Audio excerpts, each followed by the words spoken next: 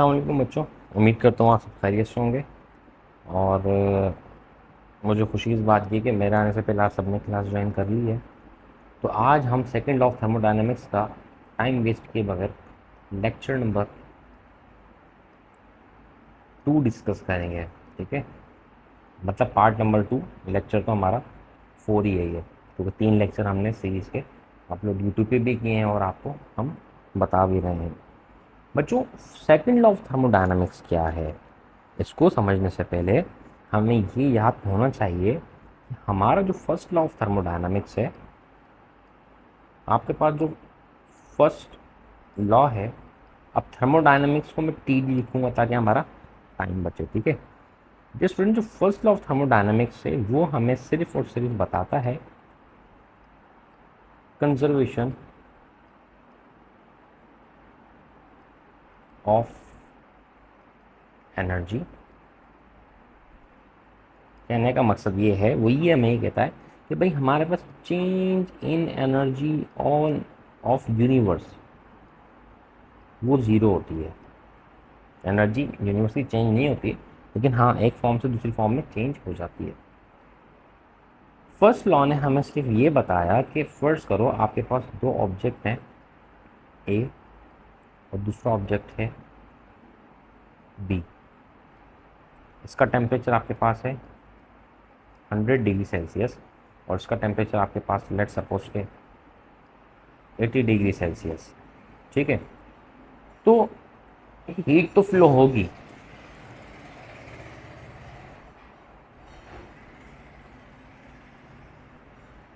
तो first law ने हमें ये बताया कि यहाँ से मतलब हीट तो फ्लो होगी।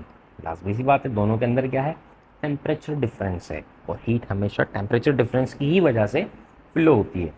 फर्स्ट लॉ ने हमें ये तो बताया, लेकिन बच्चों हमें ये नहीं बताया कि हीट किस डायरेक्शन में फ्लो होती है। हीट की डायरेक्शन हमें फर्स्ट लॉ ने नहीं बताई।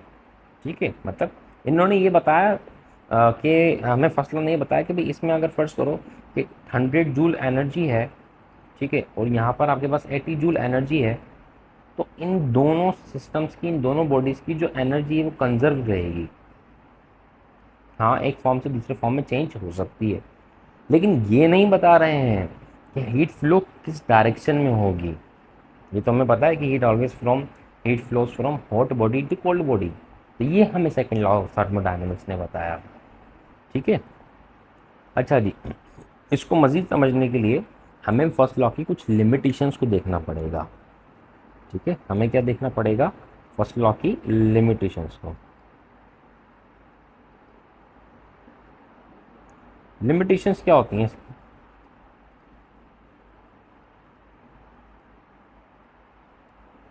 फर्स्ट लॉ की जो लिमिटेशंस हैं, वो लिमिटेशंस, पहली लिमिटेशंस ये है कि भाई आपके पास पहली ये है कि heat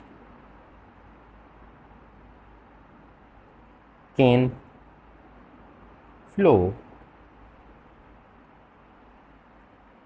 from hot body to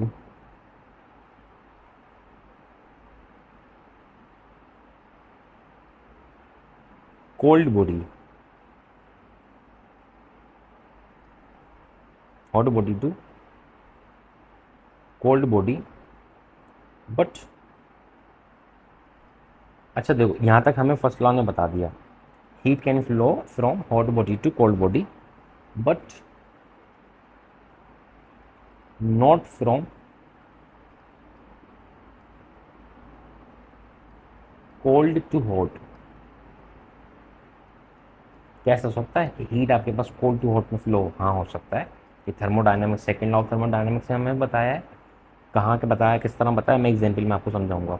अच्छा, यहाँ पे लिखा हुआ है ना कि हीट कैन फ्लो, तो ये इस सेंस में है, क्योंकि आप ये कह सकते हैं सर आप ऊपर तो कह रहे थे कि हमें फर्स्ट लॉ जो है ना हीट की फ्लो होने की डायरेक्शन तो पता ही नहीं है, लेकिन इस स्टेटमेंट में तो ये लिखा हुआ है कि heat can flow from hot body to cold body, direction आ तो गई। बच्चों इसका मतलब ये है कि हीट ऑलवेज कंजर्व। इसका मतलब ये है कि हीट हमेशा कांस्टेंट रहती है अगर दो सिस्टम्स के दरमियान में आगे पीछे हो रही है। ठीक है, लेकिन ये नहीं बताया कि बी से ए में जाएगी या ए से बी में जाएगी, ये हमें नहीं बताया। तो हम ये कह सकते हैं कि मतलब जो फ्लो ऑफ हीट होता है, फ्लो ऑफ हीट होता है, या हम ये भी कह सकते हैं कि आपके पास जो डायरेक्शन ऑफ हीट है, डायरेक्शन ऑफ हीट है, वो हमें second law, first law of thermodynamics ने नहीं बताई। ठीक है, दूसरा, हमें ये भी नहीं बताया कि कौन सा प्रोसेस इस दुनिया में मुमकिन है, हो सकता है, और कौन सा प्रोसेस नहीं हो सकता। फिजिबिलिटी ऑफ प्रोसेस,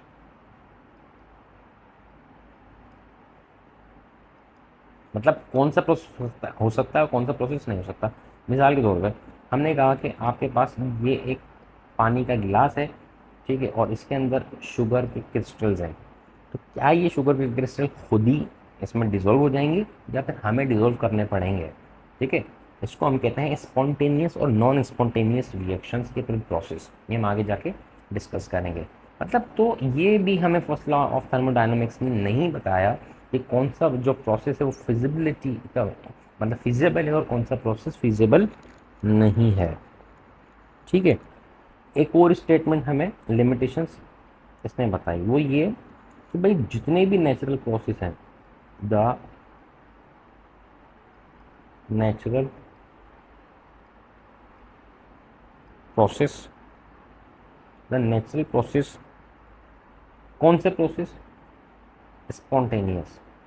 इसको मैं ज़रा मिटा के फिर से लिखता हूँ।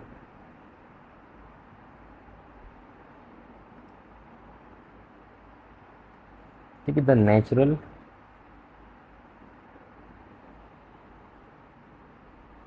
Natural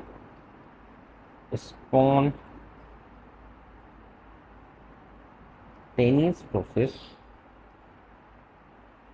the natural spontaneous process are irreversible।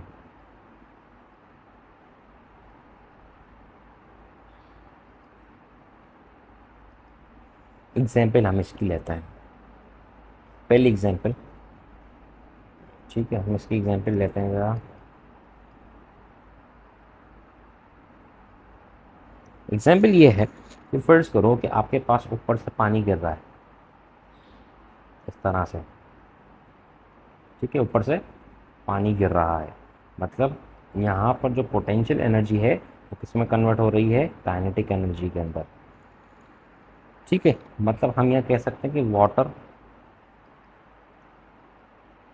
Falling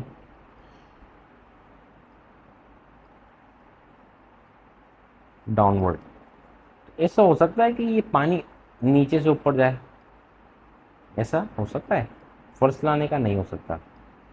जितने भी स्पॉन्टेनियस प्रोसेस हैं वो सारे इरिवर्सिबल हैं, वो कभी भी वापस से नहीं हो सकता। एक बार हो जाए तो वापस से नहीं हो सकते। ठीक है, मतलब ये पानी वापस नीचे से ऊपर नहीं जा सकता, हमें ये फर्स्ट लॉ ने बताया। सेकंड एग्जांपल मैं आपको उसकी दूँ। फर्स्ट करो कि आपके पास ये एक पॉट है जिसके अंदर पानी भरा हुआ है, ठीक है, इस तरह से। अब इसके अंदर नमक के या फिर शुगर की क्रिस्टल्स हैं, और उन क्रिस्टल्स को हम डिज़ोल्व कर दें। हम क्या करते हैं, इसको अच्छी तरह से डिज़ोल्व कर दें। तो डिज़ोल्व करने के बाद लाजमी सी बात है ये डाइल्यूट हो जाएगा, पूरा एक सॉल्यूशन बन जाएगा। क्या वापस से ऐसा मुमकिन है कि अगेन वापस से ये वाली नेचर आ जाए, मतलब अगेन जो शुगर के क्रिस्टल्स थे और जो सॉल्ट के क्रिस्टल्स थे वो हमें पानी में नज़र आने लग जाए? तो उसका जवाब है नहीं। ठीक है, अच्छा जी, अब फर्स्ट कर एक और एग्जांपल हम इसकी लेते हैं। अब आपके पास ये कोई भी रूम स्प्रे है, और रूम स्प्रे में ये होल है और यहाँ पे से गैस के मॉलिक्यूल्स निकले। ठीक है, अब ये गैस के जो मॉलिक्यूल्स होते हैं इनकी नेचर होती है कि ये क्या होते हैं, स्प्रेड होते हैं, फैल जाते हैं। तो क्या ऐसा हो सकता है कि ये जो मॉलिक्यूल्स है वापस से इस बोतल के अंदर जाएं? तो ऐसा मुमकिन नहीं है, क्योंकि ये एक स्पॉन्टेनियस रिएक्शन है। इसी तरह से आपके पास फर्स्ट हो रहा है कि पानी है, और पानी में जो समंदर होता है वो एवोपोरेट होता है। क्या होता है वो? एवोपोरेट होता है, इस तरह से। ये क्या हो रही है, हमारे पास एवोपोरेशन हो रही है। ठीक है, तो भाई क्या ऐसा मुमकिन है कि ये जो वाटर वेपर है वापस से कन्वर्ट हो जाए हमारे समंदर के अंदर?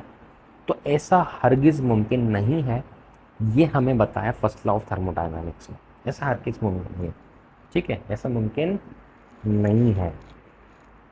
नेक्स्ट पॉइंट हम इसका लिखते हैं। तो नेक्स्ट पॉइंट है आपके पास फोर्थ में। अच्छा, फर्स्ट लॉ में क्या कहता है? फर्स्ट लॉ हमें ये कहता है कि हम इस दुनिया के अंदर 100% इफिशिएंट इंजन बना सकते हैं। हम इस दुनिया के अंदर 100% इफिशिएंट इंजन बना सकते हैं। कितनी गलत बात है।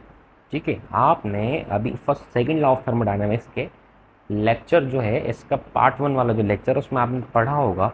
नहीं पढ़ा तो देखना, वो वीडियो लाजमी देखना। उसमें मैंने बताया कि 100% एफिशिएंट इंजन हम इस दुनिया में नहीं बना सकते हैं। ठीक है, इसका मतलब देखो, इसका मतलब ये है कि all,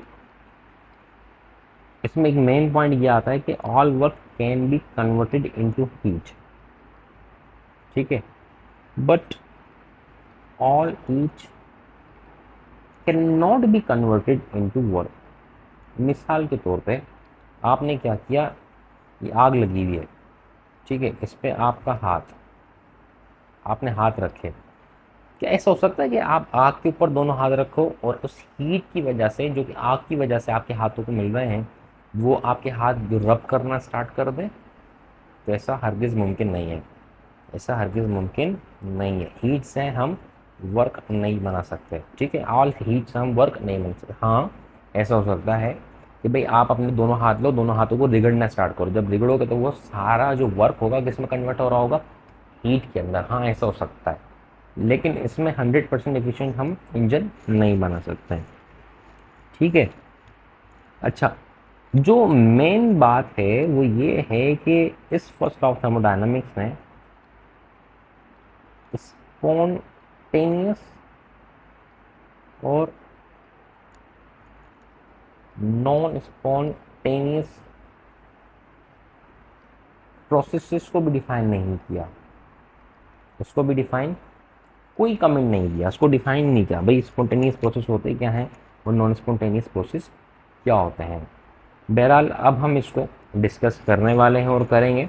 second law of thermodynamics ने इसको डिफाइन किया है, स्पॉन्टेनियस प्रोसेस क्या होते हैं। ठीक है, अब हम इसकी तरफ चलते हैं। ये हमारी हो गई लिमिटेशंस। पहला, spontaneous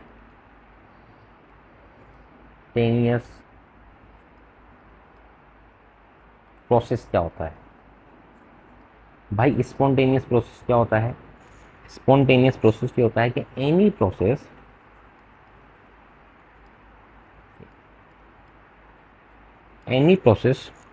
which has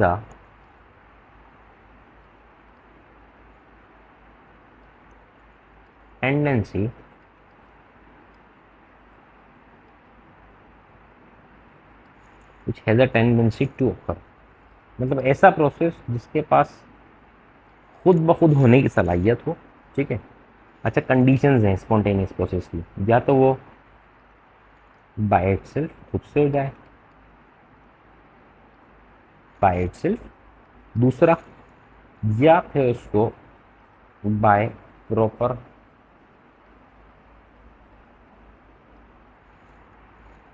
initiation,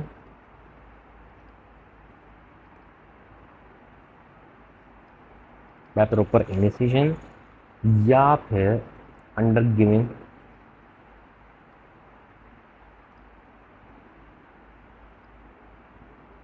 condition. ठीक है, या फिर अंडर गिवन कंडीशन। अब हम समझने की कोशिश करते हैं कि जब वो कौन से प्रोसेस होते हैं जो बाय इटसेल्फ हो जाएं। वो कौन से प्रोसेस होते हैं जो बाय इटसेल्फ हो जाएं? ठीक है, वो कौन से प्रोसेस होते हैं? तो बच्चों, एक पहली एग्जांपल मैं आपको दूं। पहली एग्जांपल आपके पास है शुगर या फिर सॉल्ट के जो क्रिस्टल्स होते हैं अगर आप वो वाटर में रख दो तो कुछ टाइम बाद वो खुद ही डिज़ोल्व हो जाते हैं, ठीक है। या फिर उनको हल्का सा चम्मच वगैरह हिलाना पड़ता है, बाय प्रॉपर इनिशिएशन देनी पड़ती है, हल्का सा चम्मच हिलाना पड़ता है, तो लेकिन बहरहाल वो खुद ही हो जाते हैं। अच्छा जी, नेक्स्ट एग्जाम्पल है हमारे पास एवोपोरेशन। एग्जाम्पल्स मैं आपको ऐसे दूंगा कि आपको हर चीज़ समझ में आ जाएगी। एवोपोरेशन ऑफ लेक या फिर सी, समंदर या फिर झील में से जो पानी एवापोरेट होता है वो भी एक स्पॉन्टेनियस प्रोसेस होता है और वो खुद होता है बाय इटसेल्फ, ठीक है। एनर्जी गेन कर रहा होता है, जो भी कर रहा होता है, लेकिन होता खुद है। अभी हम उसकी बात नहीं कर रहे। अच्छा जी, नेक्स्ट है हमारे पास थर्ड नंबर पर फ्लो ऑफ हीट होता है। फ्लो ऑफ हीट होता है फ्रॉम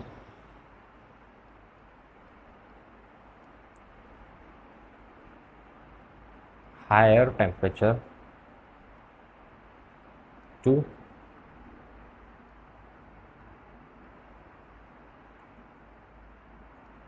लोअर टेम्परेचर। जो फ्लो ऑफ हीट है वो higher temperature to lower temperature, ठीक है। ये भी आपके पास खुद से होता है, हीट खुद ही फ्लो होती है ना, या उसको कोई फ्लो करवाता है पीछे से धक्का देके, खुद फ्लो होती है। बच्चों उसके बाद है आपके पास diffusion of gas from higher pressure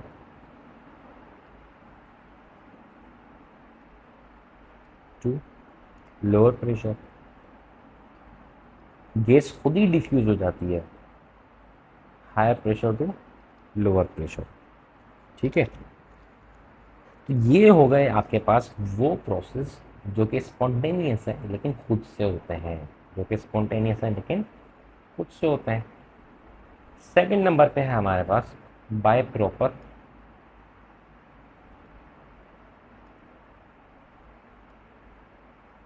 initiation.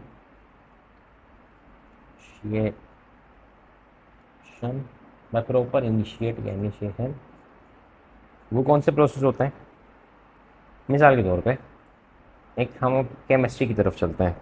आपके पास है H2 प्लस O2, ठीक है। हमने क्या किया, H2 और O2 को मिला के हल्का सा एक इलेक्ट्रिक स्पार्क किया। जब हम इसको इलेक्ट्रिक स्पार्क देंगे तो हमें मिलता है वाटर H2O, जिसको हम हाइड्रोलाइसिस भी कहते हैं। यहाँ पे हम 2 लिखेंगे और यहाँ पर जब हम 2 लिखेंगे तो हमारा बैलेंस हो जाएगा ये इक्वेशन, ठीक है। इसी तरह से बच्चों एक और एग्जांपल हम इसी तरह के रिएक्शन लेते हैं। जब कार्बन और प्लस प्लस O2 को हम क्या करें, इग्नाइट करें, जलाएं, उसको कार्बन को जलाएं और वो O2 से रिएक्शन करे तो हमें मिलता है कार्बन डाइऑक्साइड। बच्चों इसी तरह से हम एक और एग्जांपल लेते हैं। आपके पास कैल्शियम कार्बोनेट, जब आप कैल्शियम कार्बोनेट को हीट करते हो, ठीक है। अच्छा, ये सारे इलेक्ट्रिक स्पार्क है, इग्नाइट मतलब कार्बन को जलाना, और ये हीट, ये हम क्या कर रहे हैं, बाय प्रॉपर इनिशिएट कर रहे हैं उसको, ठीक है, हल्का सा धक्का दे रहे हैं, तो हमें मिलता है कार्बन कैल्शियम ऑक्साइड और इसके साथ साथ कार्बन डाइऑक्साइड। बच्चों ये जो आपके पास प्रोसेस हैं, ये प्रोसेस स्पॉन्टेनियस तो हैं लेकिन इनको हमें इनिशिएट करना पड़ता है, ठीक है। अब हम चलते हैं आपके पास नॉन स्पॉन्टेनियस प्रोसेस की तरफ। कौन से प्रोसेस की तरफ? Non spontaneous. जी जी, पूछे सरीश, क्या क्वेश्चन है? अच्छा बच्चों देखो, तकरीबन 20 से 25 बच्चों ने हैंड रेज किया हुआ है ना, तो अभी अपने हैंड्स नीचे कर लो वरना दुख जाएंगे। मैं भी आंसर नहीं देने वाला, लेक्चर एंड होगा उसके बाद हम आंसर देंगे, ठीक है। उसके बाद हम आंसरिंग क्वेश्चन करेंगे, तो अपने हैंड अभी सब बच्चे नीचे करना है। शाबाश। तो दूसरा है हमारे पास नो, अच्छा जो आपके पास क्वेश्चन है वो अपनी नोटबुक में नोट करें ताकि आप लोग भूलें ना। Non spontaneous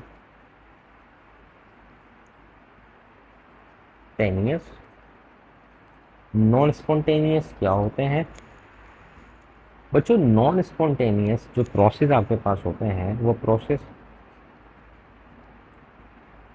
process which has no which has no tendency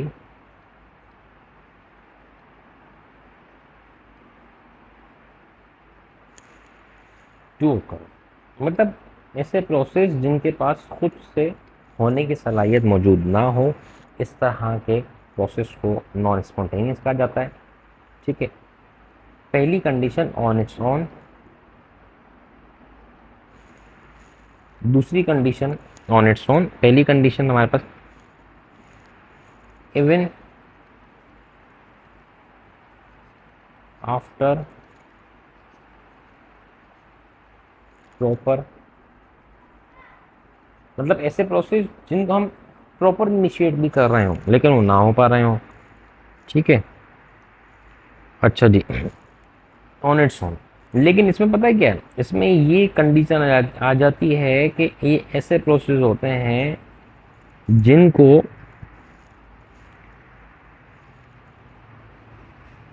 energy हमने कंटिन्यूसली सप्लाई करनी पड़ती है। क्या करनी पड़ती है? Energy continue. कौन सी एनर्जी? External energy. कौन सी?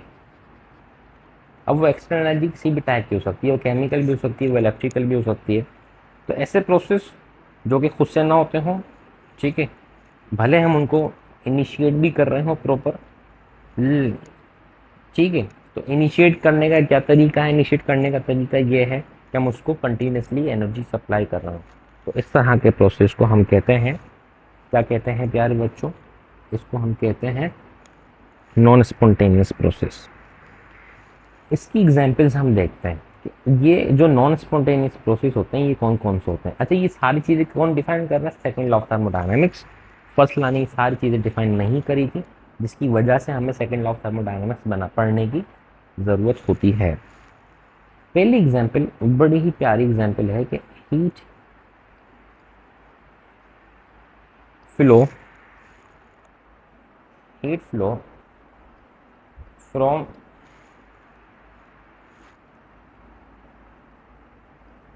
Cold body to hot body.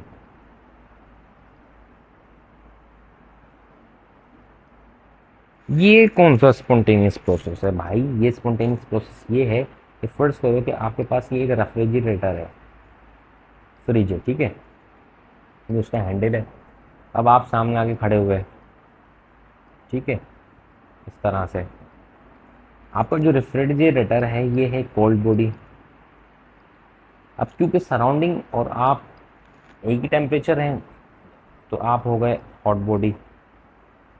जब आप रेफ्रिजरेटर खोलते हैं तो इसमें से जो हीट होती है वो बाहर निकलती है, मतलब ये अपनी ठंडक बाहर निकालता है। तो यहाँ पर ये स्टेटमेंट करेक्ट आती है कि मतलब हीट फ्लो हो सकती है cold body to hot body अगर इफ उसको एनर्जी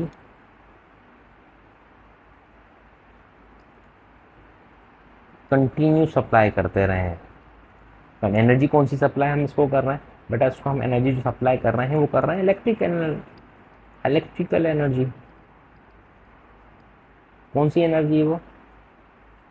इलेक्ट्रिकल एनर्जी, क्योंकि आप फ्रिज का प्लग लगा के रखते हो स्विच के अंदर, मुसलसल लगा के रखते हो, जिसकी वजह से वो एनर्जी यूज करके ये अपनी जो हीट होती है वो कोल्ड से हॉट की तरफ ट्रांसफर करता है। दूसरा, आपके पास के water can flow from lower height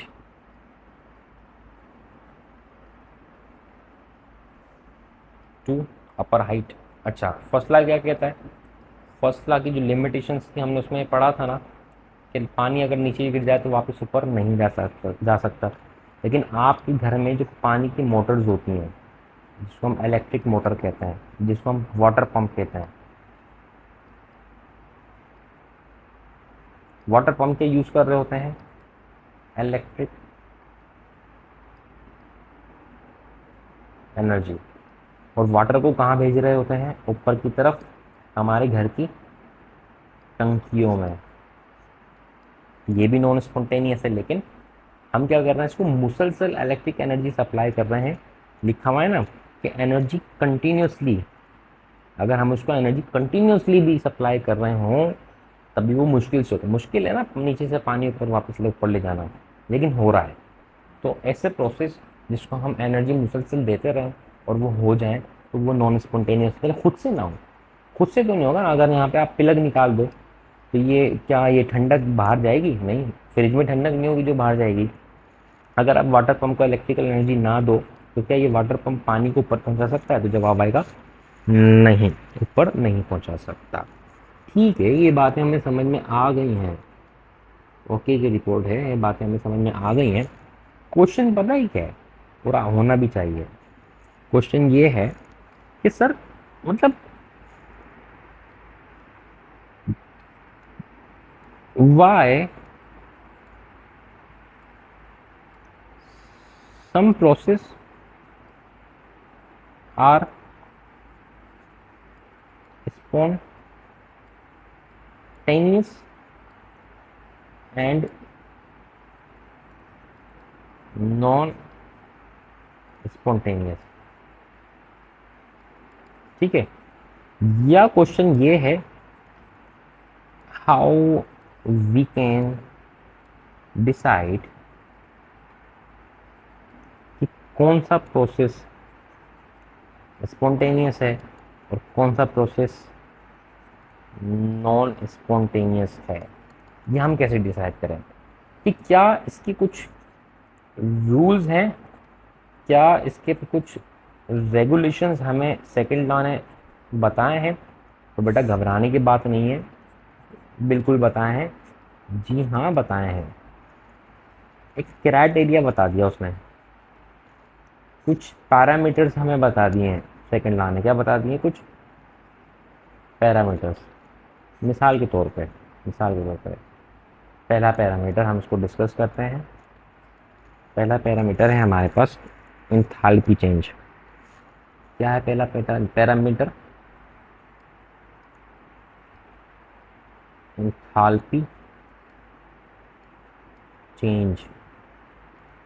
बच्चों ये जो एंथैल्पी चेंज है हम इसको शो करते हैं डेल एक्स से। ठीक है, किससे शो करते हैं? डेल एच से। हमें एंथैल्पी चेंज में ये बात पता लगी कि आपके पास, पहले मैं आपको कुछ पॉइंट्स बता दूं, पर जिसका एंथैल्पी चेंज डेल एच की वैल्यू नेगेटिव होगी वो रिएक्शन स्पॉन्टेनियस होगा, और उस रिएक्शन को हम एक और नाम देते हैं, उसको हम बोलेंगे एक्सोथर्मिक।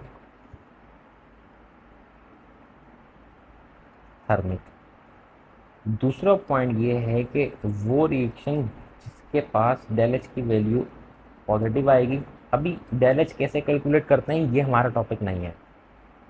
वो रिएक्शन नॉन स्पॉन्टेनियस होंगे और उन रिएक्शंस को कहा जाता है एंडोथर्मिक रिएक्शंस। ठीक है, एंथैल्पी चेंज है क्या, अब इसके हम डेफिनेशन पढ़ते हैं। बेटा एंथैल्पी चेंज आपके पास ये है कि टेंडेंसी, इसकी डेफिनेशन हम दूसरे कलर से लिखते हैं ताकि आपको हाईलाइट रहे। ये है आपके पास tendency to lower its energy. ठीक है, मतलब एक प्रोसेस के पास ऐसी सलाहियत हो कि वो अपनी एनर्जी को क्या कर सके, डिक्रीज कर सके। इस तरह के रिएक्शन को स्पॉन्टेनियस कहते हैं। मिल गया क्राइटेरिया? यहाँ पे तो परेशान थे ना कि क्या होगा, किस तरह पता चलेगा। मिल गया इसका जवाब? ठीक है, ये भी मिल गया। बताऊंगा कि स्पॉन्टेनियस नॉन स्पॉन्टेनियस क्यों होता है, ये जवाब मिल गया। हम किस तरह से मेजर कर सकते हैं कौन सा रिएक्शन स्पॉन्टेनियस और कौन सा रिएक्शन स्पॉन्टेनियस नहीं है? तो इतना ही बता दिया भाई, जिसकी वैल्यू डेल एच नेगेटिव होगी वो स्पॉन्टेनियस एक्सोथर्मिक, अगर आपके पास पॉजिटिव वैल्यू है वो नॉन स्पॉन्टेनियस और एंडोथर्मिक होते हैं। ठीक है जी। अच्छा जी, चलें अब मैं इसकी एग्जाम्पल हम आपको बताते हैं। एग्जाम्पल तो सुनना लाजमी है ना, एग्जाम्पल के बगैर हमें कुछ समझ नहीं आता, मुझे खुद को नहीं आता। एग्जाम्पल की अगर हम बात करें,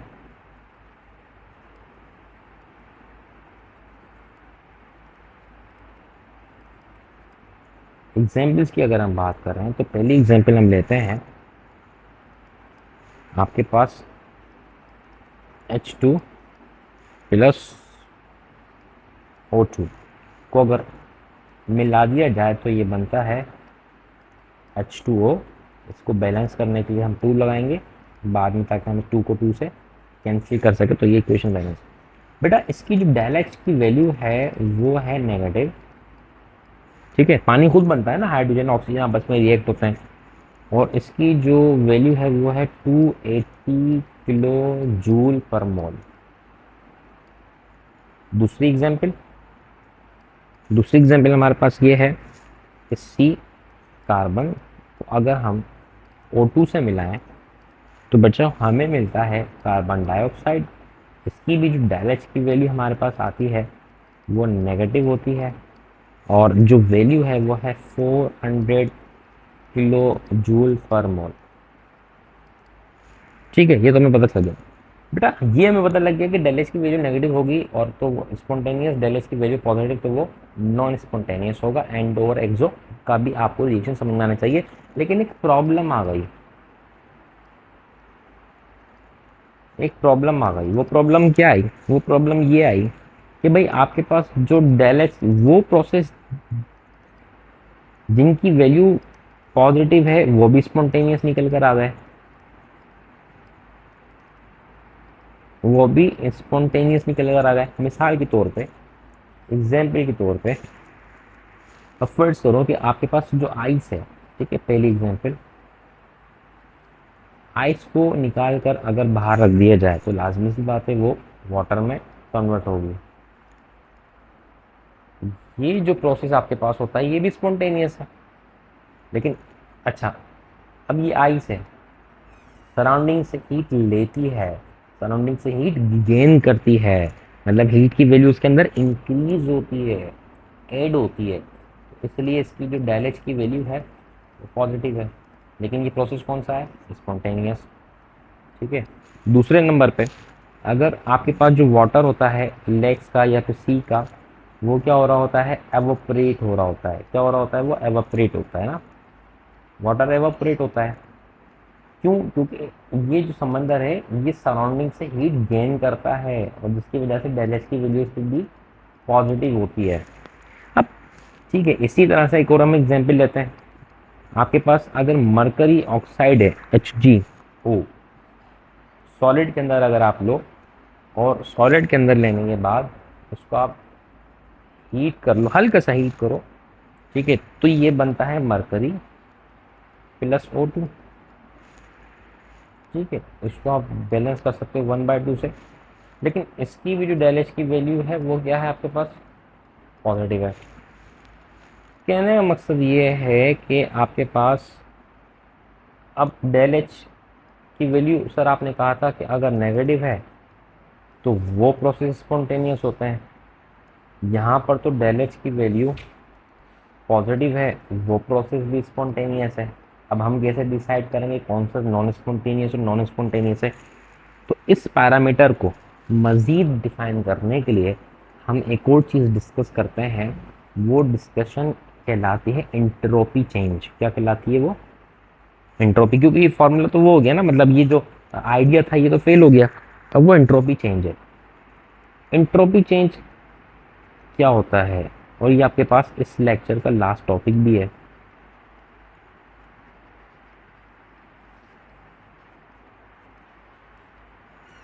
एंट्रोपी चेंज क्या है?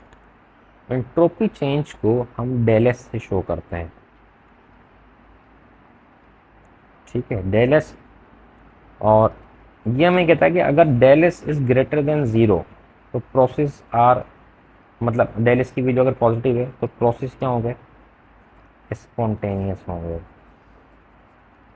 मिसाल के तौर पे आपके पास जो भी सिस्टम होता है वो ऑर्डर से डिसऑर्डरनेस में जाता है, ऑर्डर से वो डिसऑर्डर्ड होता है, या हम ये भी कह सकते हैं कि वो लो प्रोबेबिलिटी से हाई प्रोबेबिलिटी में जाता है।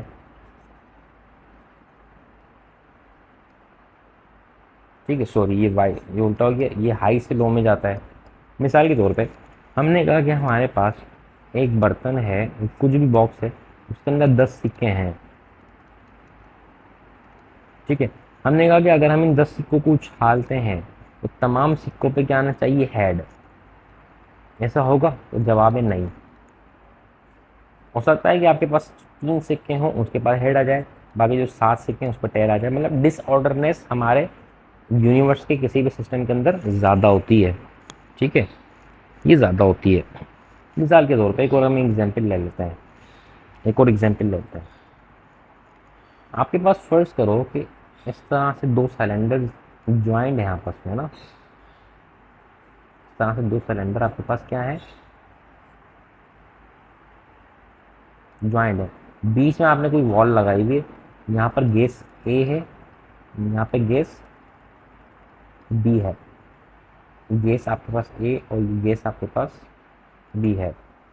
अगर आपने इन दोनों सिलेंडर्स के बीच में से ये वॉल निकाल दी कुछ इस तरह से, ये वॉल अब आपने निकाल दी, तो इसके जो मॉलिक्यूल्स होंगे वो इधर मूव करेंगे, इसके मॉलिक्यूल्स इस तरफ मूव करेंगे। मतलब यहाँ पर ये जो चीज़ थी ये ऑर्डर्ड फॉर्म में थी, अब ये जो चीज़ यहाँ पर आ गई है डिसऑर्डर्ड हो गई है। ऐसा ही है ना, ये क्या हो गई है हमारे पास, डिसऑर्डर्ड हो गई है। इसका मतलब इसकी जो एंट्रोपी चेंज है वो ज़्यादा है। ठीक है, एंट्रोपी चेंज क्या है इसका, ज़्यादा है।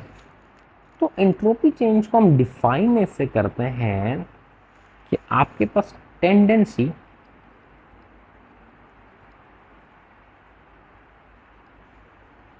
टू एक्वायर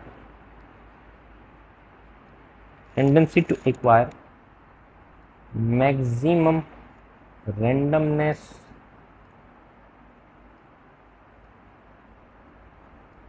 या फिर डिसऑर्डरनेस।